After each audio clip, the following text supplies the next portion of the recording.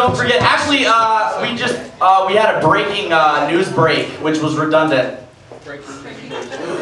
We have two really big celebs here tonight.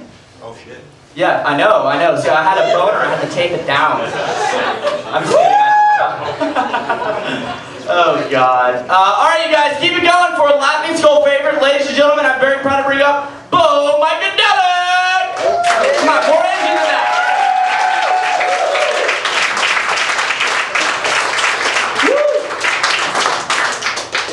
I'm really happy to see you. How's everybody doing tonight? Give yourselves a round of applause for coming out tonight. My gratitude, I will be signing autographs after the show. That's right, any name you want. Shit. Anybody heard of this guy named Tiger Woods? And we got a heavy dose of him lately, didn't we? But it's calming down a little bit. Remember when it first started though? And we had that first accident when he was like, reporters were like, were there any drugs or alcohol involved? No? Fuck. Oh, well, we all knew Tiger was going to show his stripes eventually. Back to you, Monica. Now people are flying messages behind planes at the Masters. Did you guys see that? Yeah. They said, Tiger, did you mean Buddhism? Instead of Buddhism is religion. And I was just thinking, I was like, man, I wish I was that famous, where people would waste good money to try and fuck with me. I'd just be like, oh, Buddhism. That's clever. Now watch me make 10 million on this putt. You know? And all these women came out to cash in, didn't they? They all had articles. I fucked him too, and he was great. That's a smart joke. Get it later. Then he had to go to sex therapy. But when you have that many girlfriends, you don't have a problem with sex. You have a problem with commitment. He needed commitment therapy. I can tell he's not the only one. No, you're not having sex. I'm joking. And his wife Evelyn is way prettier than the women he was cheating with. But I can guarantee you one thing. They were swallowed. Ladies, you have no idea what it does to us when you decide to make us part of your diet. It changes things. As he's looking at you like, oh, she's really into me.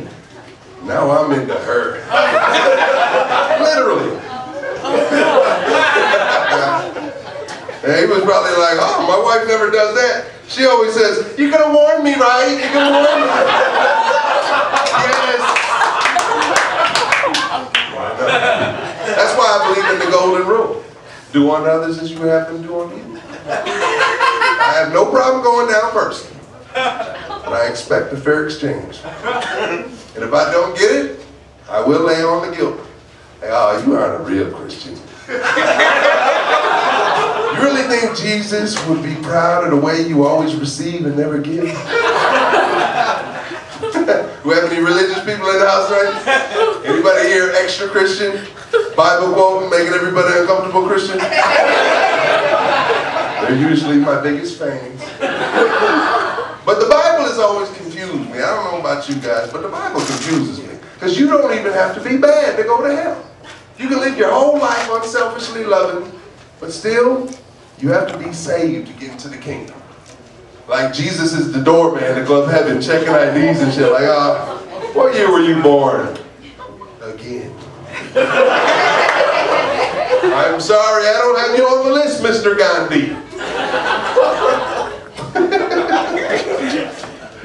Oh, shit. Some of you are like, oh, he's going to hell. He's going to hell, no doubt about it. Maybe.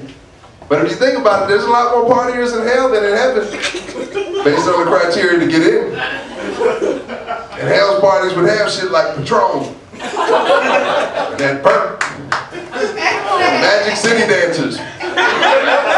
Okay, I'm going to hell. Some of you are going to, for laughing. But, you know it's going to be decorated well, because all the gay folks are going. I didn't make the rules. It's going to be very had my share of religion too. I was raised Roman Catholic, which is a good religion if you want to be back in time for the game. Not so much if you're a young boy. Because the priests like to... Fortunately, I was never touched by an angel. They must have sensed I didn't have that type of commitment. But I do remember thinking, heaven needs some new representatives, because these motherfuckers do not make me want to go. Not if they're going to be there with the upper hand. Think about it. That's a smart joke, too. I've been to Pentecostal church, too.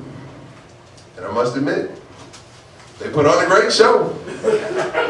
But how exactly does talking in tongues mean you have the Holy Spirit? How does that work? It's baby talk.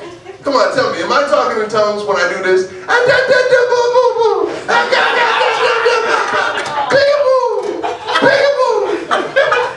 Same shit.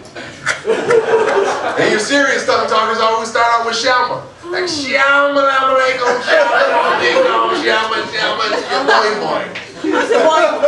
Hey man, come on, you said that same tongue last week.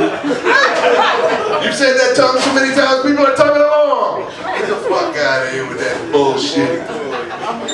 You want me to believe you had the Holy Spirit? Okay, do some shit you've never done before.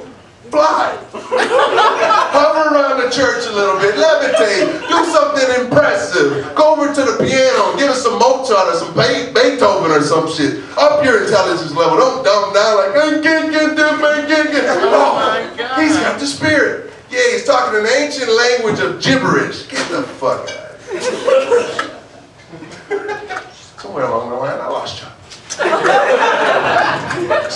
I came here to bomb. Been to black churches too, Baptist. And let me just say, you will not be back in time for the game on Monday night. Why be there so long? I mean, do you really think Jesus in heaven looking at his watch like, oh my Father, look at the dedication and commitment. They're going straight to VIP. But you know you're in church too long when the only thing you're praying for is for it to be over. You're like, Lord, please let that be the last song. Fuck! After the third hour, I was just like, you know what? It is not that serious. I'll take my chances in hell. I heard they got some good parties. Hey, I'm with Micadelic.